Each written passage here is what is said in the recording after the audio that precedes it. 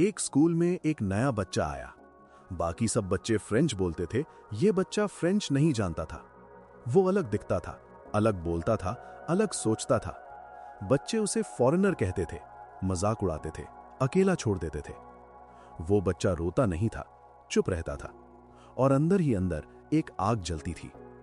वो बच्चा बड़ा हुआ और फिर उसने उसी फ्रांस को, जो उसे फॉरेनर कहता था, अपने कदम तले रख लिया।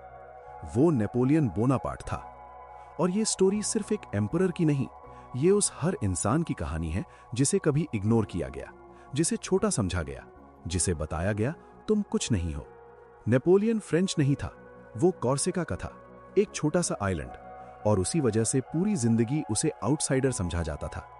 लेकिन उसी आउटसाइडर ने फ्रांस की हिस्ट्री बदल दी। 1793 में नेपोलियन कॉर्सिका में पैदा हुआ। कॉर्सिका एक छोटा सा आइलैंड जो सिर्फ एक साल पहले फ्रांस का हिस्सा बना था। मतलब नेपोलियन टेक्निकली फ्रेंच था, लेकिन फील करता था जैसे वो बिलोंग नहीं करता। 9 साल की उम्र में उसे फ्रांस के एक मिलिट्री स्कूल में भेजा गया। वहां सब कुछ अलग था, जुबान अलग, कल्चर अलग, लोगों का अंदाज अलग। बाकी बच्चे अमीर घरानों के थे, नेपोलियन के बाप के पास ज्यादा पैसे नहीं थे। स्कूल में नेपोलियन का एक्सेंट फ्रेंच नहीं था, कपड़े सिंपल थे, कद छोटा था। सबने उसे रिजेक्ट किया। लेकिन नेपोलियन ने एक काम किया, पढ़ाई, रात दिन सिर्फ पढ़ाई। Military history, war strategy, mathematics, geography. जब सब खेलने जाते, नेपोलियन लाइब्रेरी में होता। साइकोलॉजी कहती है, जो बच्चे सोशली रिजेक्ट होते हैं वो या तो टूट जाते हैं या एक ऐसी इनर वर्ल्ड बना लेते हैं जो उन्हें इनविंसिबल बना देती है। नेपोलियन ने इनर वर्ल्ड बनाई, और उस दुनिया में वो पहले से ही एम्परर था। 24 साल की उम्र में नेपोलियन सिर्फ एक जूनियर ऑफिसर था, लेकिन एक रात में उसने वो किया जो कोई सोच भी नहीं सकता था, और फ्रांस का सबसे बड़ा हीरो बन गया। 1793 में फ्रांस में रेवोल्यूशन चल रहा था। हर तरफ केओस था। पुरानी गवर्नमेंट टूट रही थी, नई गवर्नमेंट संभल नहीं रही थी। टूलों, एक इंपॉर्टेंट पोर्ट सिटी, दुश्मनों के हाथ में था। ब्रिटिश फोर्सेस वहां थी। सब जनरल्स फेल हो चुके थे, कोई प्लान काम नहीं कर रहा था।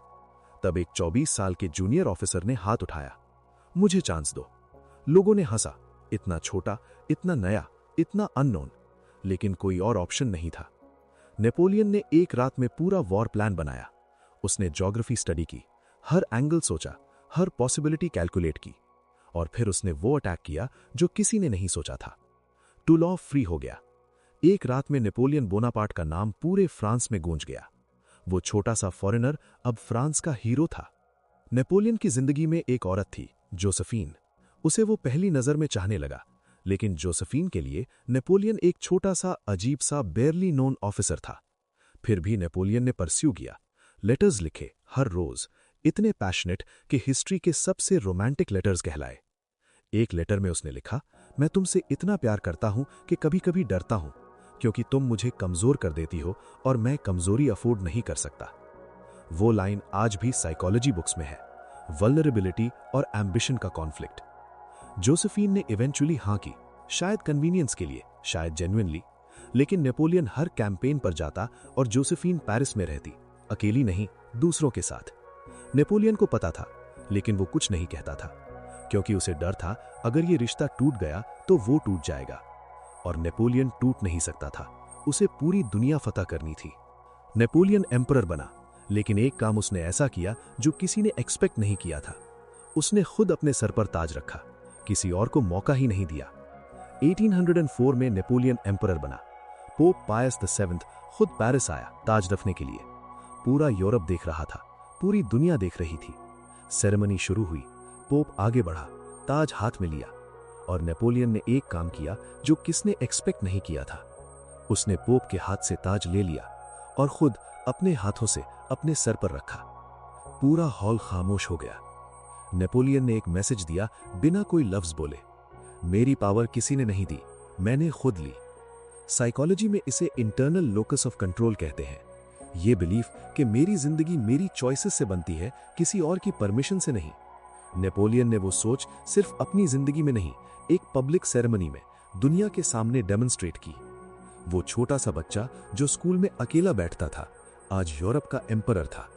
नेपोलियन की सबसे बड़ी जीत उसकी बैटल्स नहीं थी, उसकी सबसे बड़ी जीत वो था जो उसने अपने अंदर के उस छोटे से रिजेक्टेड बच्चे को प्रूव किया। नेपोलियन ने अपनी पूरी जिंदगी में 60 से ज्यादा बैटल्स लड़े, उनमें से सिर्फ 2 में हारा। हर बैटल में उसकी स्ट्रैटेजी अलग होती, अनएक्सपेक्टेड होती। एनिमीज को समझ ही नहीं आता था अगले कदम क्या होगा, क्योंकि नेपोलियन एक सिंपल रूल फॉलो करता था। जो सब करते हैं मैं वो नहीं करता, जो कोई नहीं सोचता मैं वही करता हूं। आउटसाइडर होने की वजह से उसे हमेशा अलग सोचना पड़ा था, अलग प्लान बनाना पड़ा था, हमेशा प्रूव करना पड़ा था, और यही उसकी सुपर पावर बनी। आज नेपोलियन के बारे में दुनिया में सबसे ज्यादा बुक्स लिखी गई हैं, किसी दूसरे इंसान से ज्यादा। वो छोटा सा लड़का जो स्कूल में कोई नहीं जानता था, आज हिस्ट्री का सबसे स्टडीड इंसान है। तो अगर आज कोई तुम्हें छोटा समझे, इग्नोर करे, रिजेक्ट करे, तो याद रखना नेपोलियन भी कभी वही था। और नेपोलियन ने प्रूव किया साइज मैटर नहीं करता, सोच करती है। सोचो, एक इंसान है जिसने पूरी जिंदगी बिल्ड किया, साल दर साल, बैटल दर बैटल, एक एक चीज अपने हाथों से बनाई, और फिर एक ही साल में सब कुछ राख हो गया। आर्मी खत्म, एम्पायर टूट गई, दोस्तों ने हाथ छोड़ दिया, बीवी ने छोड़ दिया, बेटे को दूर कर दिया गया, और फिर उसी इंसान ने अकेले एक बार फिर खड़ा होने की कोशिश की। क्या वो हार मानने वाला था? नहीं, क्योंकि वो नेपोलियन था, और नेपोलियन के लिए गिरना और हारना दोनों अलग चीजें थी। नेपोलियन ने रशिया पर अटैक किया 600,000 सोल्जर्स के साथ, वापस आए 100,000। यह सिर्फ एक मिलिट्री डिफीट नहीं थी, यह नेपोलियन की जिंदगी का सबसे बड़ा इमोशनल क्रैश था। 1812 में नेपोलियन ने डिसाइड किया रशिया को फतह करना है। 600,000 सोल्जर्स, यूरोप की सबसे बड़ी आर्मी, हर तरफ से इनविंसिबल लगती थी। वो रशिया में घुसे, आगे बढ़ते गए, शहर के बाद शहर, लेकिन रशिया ने अलग टैक्टिक इस्तेमाल की। रिट्रीट करते गए, और जाते जाते अपने ही शहर जलाते गए, अपनी ही फसल जलाते गए। नेपोलियन की आर्मी मॉस्को पहुंची, लेकिन मॉस्को खाली था, जलता हुआ। कोई फूड नहीं, कोई शेल्टर नहीं। विंटर आ गया, रशियन विंटर, जो इंसान को नहीं आर्मीज को तोड़ता है। सोल्जर्स थकान से मरने लगे, भूख से मरने लगे, ठंड से मरने लगे। 600,000 में से वापस आए 100,000। नेपोलियन खुद वापस आया, लेकिन जो आया वो पहले वाला नेपोलियन नहीं था। आंखें उठी थीं, चेहरा बुझा हुआ, एक ऐसी खामोशी जो ज्यादा दर्दनाक होती है चीख से। साइकोलॉजी कहती है इस तरह का लॉस, जब हम अपनी पूरी आइडेंटिटी किसी एक चीज में लगा देते हैं और वो टूट जाती है, तो इंसान अंदर से हॉलो हो जाता है। नेपोलियन हॉलो हो गया था, लेकिन खत्म नहीं हुआ था। जोसेफीन ने डिवोर्स लिया, बेटे को दूर कर दिया गया, और फिर यूरोप के तमाम रूलर्स ने मिलकर नेपोलियन को एक छोटे से आइलैंड पर भेज दिया, जैसे कोई चीज किसी दराज में बंद कर दी। रशिया के बाद नेपोलियन की ताकत धीरे धीरे खिसक रही थी, एक के बाद एक बैटल्स, एक के बाद एक डिफीट्स। 1814 में यूरोप के रूलर्स ने मिलकर डिसाइड किया, नेपोलियन को एल्बा आइलैंड पर एग्जाइल कर दो। एक छोटा सा आइलैंड, इटली के पास, सिर्फ 12,000 लोगों की आबादी। वो एम्परर था, अब एक आइलैंड का रूलर था। लेकिन सबसे बड़ा दर्द ये नहीं था। जोसेफीन, जिसके लिए उसने इतने पैशनेट लेटर्स लिखे थे, जिसके लिए उसे रात को नींद नहीं आती थी, उसने डिवोर्स ले लिया था, क्योंकि नेपोलियन को एयर चाहिए था, और जोसेफीन से कोई बच्चा नहीं हुआ था। नेपोलियन ने एक ऑस्ट्रियन प्रिंसेस से शादी की, एक बेटा भी हुआ, लेकिन जब नेपोलियन एग्जाइल में गया, बेटा ऑस्ट्रिया चला गया। वो कभी अपने बाप से नहीं मिला। एल्बा आइलैंड पर नेपोलियन अकेला बैठा था। जो इंसान कभी अकेले रहना नहीं जानता था, वो अब सिर्फ अकेला था, लेकिन अंदर वो आग अभी बुझी नहीं थी। एल्बा से नेपोलियन 9 महीने बाद निकल आया, सिर्फ 1000 सोल्जर्स के साथ, और एक ऐसी चीज की जो हिस्ट्री ने कभी नहीं देखी थी।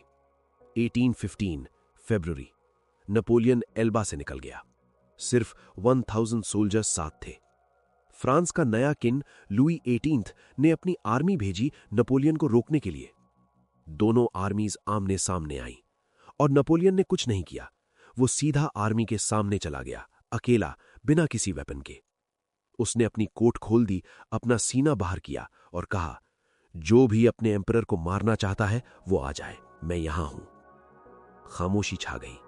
फिर एक सोल्जर ने अपनी गन नीचे रख दी, फिर दूसरे ने, फिर तीसरे ने। पूरी आर्मी ने अपनी गन्स नीचे रख दी, और चिल्लाई, वीव लेम्परर, यानी एम्परर जिंदाबाद। बिना एक भी गोली चलाए नेपोलियन ने पूरी आर्मी अपनी तरफ कर ली। यह सिर्फ ब्रेवरी नहीं थी, यह एक ऐसी साइकोलॉजिकल मास्टरी थी जो दुनिया ने कभी पहले नहीं देखी थी।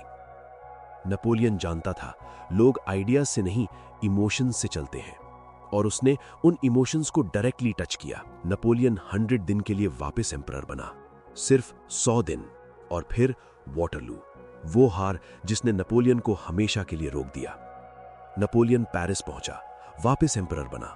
पूरा फ्रांस खुशी से झूम उठा, लेकिन यूरोप के रूलर्स ने मिलकर डिसाइड किया नेपोलियन को रोकना है, हमेशा के लिए।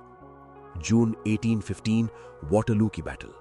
नेपोलियन के सामने ब्रिटिश और प्रूशियन फोर्सेस। बैटल चल रही थी, काफी देर तक नेपोलियन आगे था, लेकिन एक क्रिटिकल मोमेंट पर उसकी आर्मी ने एक गलत मूव किया और प्रूशियन रीइंफोर्समेंट्स आ गईं। नेपोलियन हार गया। इस बार कोई वापसी नहीं थी। उसे सेंट हेलेना आइलैंड पर भेजा गया, एक और ज्यादा दूर, एक और ज्यादा छोटा, अफ्रीका के पास, मिडल ऑफ नोवेयर।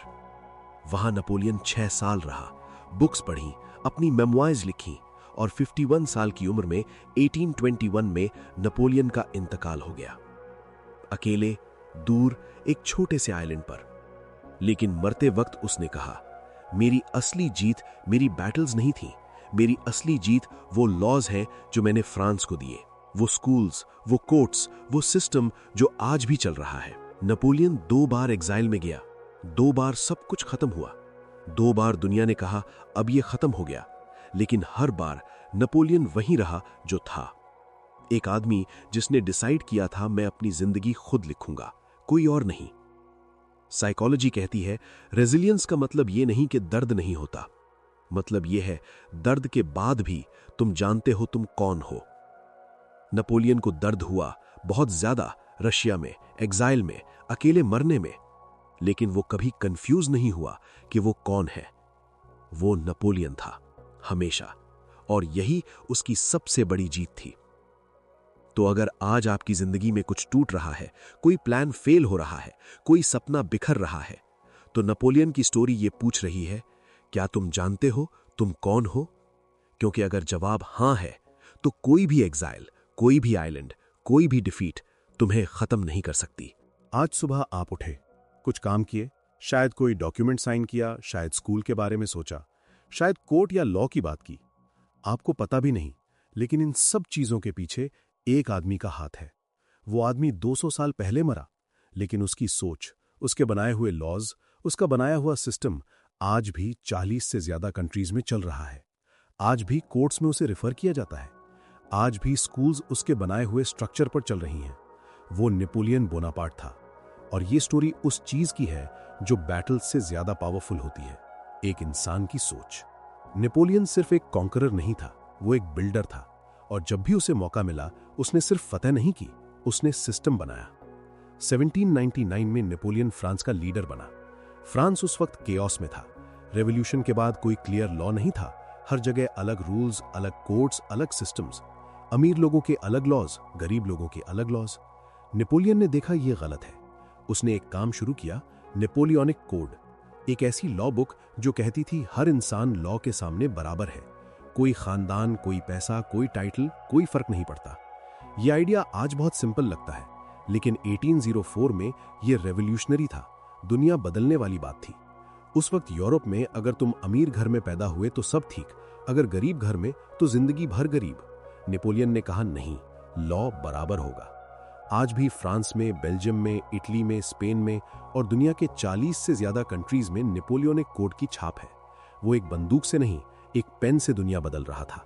नेपोलियन ने फ्रांस में एक ऐसा स्कूल सिस्टम बनाया जो पहले कभी नहीं था, और उसकी वजह यह थी वो खुद एक ऐसा बच्चा था जिसे स्कूल में इग्नोर किया गया था। नेपोलियन को स्कूल में रिजेक्ट किया गया था, उसका एक्सेंट गलत था, उसके पास पैसे नहीं थे, उसे सीरियसली नहीं लिया गया, लेकिन उसने पढ़ाई से ही अपनी जिंदगी बदली थी। तो जब वो पावर में आया, उसने डिसाइड किया कोई और बच्चा सिर्फ पैसे की वजह से एजुकेशन से दूर नहीं रहेगा। उसने लाइसेंस बनाए, गवर्नमेंट फंडेड स्कूल्स, हर जगह, हर क्लास के बच्चे के लिए। करिकुलम स्टैंडर्ड किया, टीचर्स को ट्रेन किया, एग्जाम्स इंट्रोड्यूस किए। ये फ्रांस का पहला नेशनल एजुकेशन सिस्टम था। आज जो भी फ्रांस में या दुनिया के कई हिस्सों में स्टैंडर्डाइज्ड एजुकेशन है, उसकी नींव नेपोलियन ने रखी।